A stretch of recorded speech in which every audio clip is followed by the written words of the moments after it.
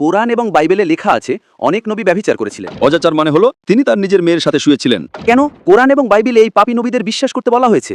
নবী দাউদের পাপ করা, নবী লূত আলাইহিস সালামের অজাচার করা। Masadur Rahman official YouTube channel. আমার নাম ইজিকা, আমি একজন ডিজাইনার। আমার একটি প্রশ্ন আছে। কোরআন এবং বাইবেলে অনেক মিল রয়েছে, যার মধ্যে নবীরাও অন্তর্ভুক্ত। কিন্তু বাইবেলে কেন এমন অনেক নবী আছেন যারা পথভ্রষ্ট হয়েছেন? উদাহরণস্বরূপ নবী দাউদ, যিনি ব্যভিচার করেছিলেন। এই গল্পটি কোথা থেকে এসেছে এবং কেন ইহুদি ও খ্রিস্টানরা এই পাপী নবীদের বিশ্বাস করে? আমি যদি ঠিক শুনে থাকি, আপনি কি নবী লূত আলাইহিস সালামের কথা বলছেন? দাউদ আলাইহিস সালাম, যিনি ব্যভিচার করেছিলেন। দাউদ, আচ্ছা। ভাই প্রশ্ন করেছেন যে কোরআন এবং বাইবেলে অনেক নবী আছেন যাদের বর্ণনা একই রকম, কিন্তু কিভাবে নবী দাউদ এবং অন্যান্য নবীরা পাপী হতে পারেন, তারা কিভাবে এতে বিশ্বাস করে? আপনি যদি বর্তমান বাইবেল পড়েন তাহলে দেখবেন অনেক নবী পাপ করেছেন। যেমন আপনি নবী দাউদের কথা উল্লেখ করেছেন। আপনি যদি নবী লূত আলাইহিস সালামের কথা পড়েন, তিনি শুধু ব্যভিচারই করেননি, তিনি অজাচারও করেছেন, যা আরো বড় পাপ। অজাচার মানে হলো তিনি তার নিজের মেয়ের সাথে শুয়েছিলেন।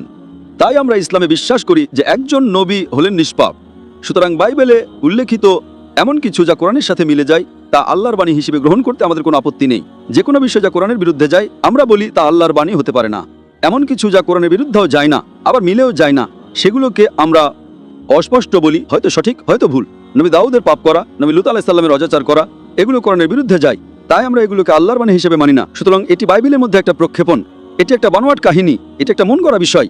আমরা বলি বাইবেলের এই অংশ যেখানে বলা হয়েছে যে লূত আলাইহিস সালাম অজাচার করেছেন, তার মেয়ের সাথে শুয়েছেন, অথবা দাউদ আলাইহিস সালাম ব্যভিচার করেছেন, তা ভুল।